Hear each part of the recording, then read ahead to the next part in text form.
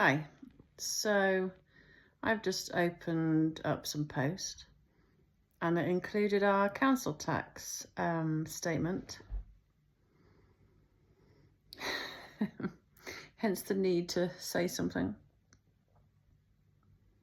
Are we just getting taken for utter fools in this country? I said to someone the other day that I feel like working Brits are just like those old cart horses that are kind of leathered up and roped up, just walking round and round, pulling the mill around or whatever. My brain's so confuddled today. With just no respite, like the council tax, thousands and thousands and thousands of pounds for council tax. Very little bit going to the police or the local council, tiny bit to the fire service.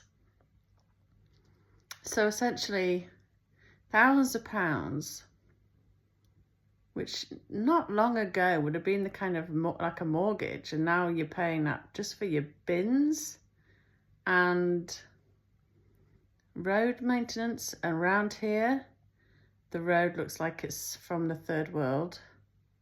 Never gets fixed. If it does, it's kind of patched over, and that lasts a couple of weeks. There's not really any street lights. There's about 2. So what are we paying like hundreds of pounds every month for? And there's little police. This is just council tax.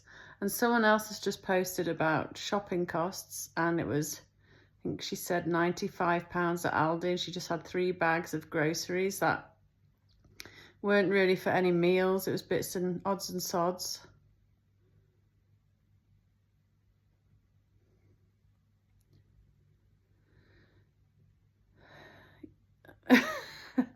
And then you have Rachel Reeves on TV. I turned it off, so I didn't really listen to her, but I just saw the titles saying, we've got to push forward for more growth. And it is like, are they actually having a laugh with us? Is this a game, like some really wicked game where we see and hear the terrible policies they are making that are literally strangling the economy and any little hope of growth they are stamping on rapidly from all angles, suppressing any positivity, hope, or kind of aspiration to grow. But then they're saying they need to plough ahead with more growth. And before she blamed it on the Tories, but they handed over an economy that was growing, small, but it was the fastest growing in the G7. And ever since, due to really wicked, stifling socialist policies, quelle surprise, our growth is dying. And now that she's blaming it, I think, on the world changing. And on top of that, my youngest, bless her, last night she got really upset. She's young and early teens, and she was saying how school's really hard, and she'd overheard someone talking about their eldest having been straight A student at A-levels and head boy and football captain, like perfect candidate, didn't get any interviews at any of his universities. And she's like, what's the point? I'm like working really hard, might not even get into any universities, and after that there might not be any jobs. And she said, she's like, I don't want to work till I'm 70 and have to pay all these bills. And I was laughing at the time, but my heart was really breaking. I never worried at that age about bills and jobs. I just loved being a kid, even with normal stress and worries. And I loved being a teenager. I couldn't wait to be 16 or 18, go off to university. And now the kids, they don't want to grow up because it's just so sad. But they just see how expensive everything and how much it costs just to get by and how hard you have to work. and the government keeps taking and taking. And I really, like, I know I talk a lot on here, but I don't talk to my kids about it. But they're obviously picking it up from school, and apparently my youngest, her geography teacher was talking about it, bills and pensions, I'm not sure why. And they're stressed. Kids are really stressed, and I think they're seeing there's little hope as well, and they just hear all of this stuff in the UK, and it got me really down last night. I couldn't really sleep very much. I'm just like, God, you know, I was so excited in my teens, only just a few decades ago, 2 decades ago, and in such a short space of time, like, we're in such a depression, socially, economically, mentally, as a society, where kids don't want to, like, they're dreading getting older. As I said, I couldn't wait to get 18, couldn't wait to be 21.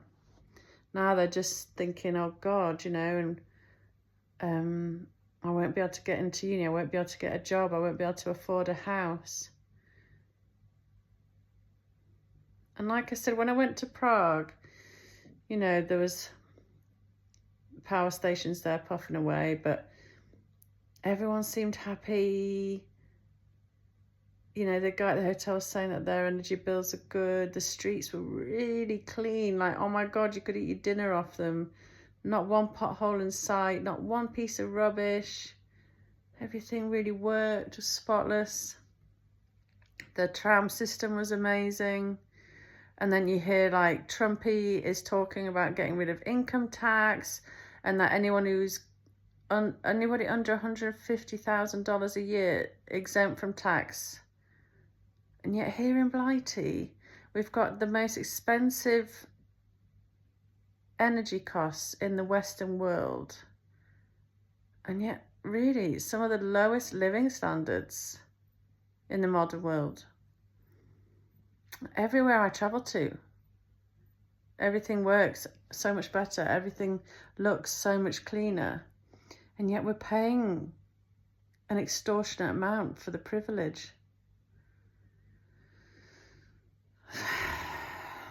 I really want this country to go back to being a place where kids couldn't wait to get older, couldn't wait to get a job, couldn't wait to, like, become an adult and live life and experience everything.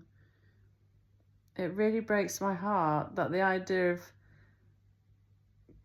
like, my kids are okay, we're not great, but we're okay, and they are really stressing. And as I said, I know I do on here, but I don't talk to them about it. And they are picking up the energy of this depressive society that we're in, where you're just getting whipped and whipped, and they keep knocking at the door for more and more money, and you get less and less, and there isn't a lot of hope in sight to spur you on. Like I said, I am a big patriot, but God, I do not blame people who are looking to leave. I really don't. There's only so much beating a person can take. Anyway, happy note, happy weekend, hopefully.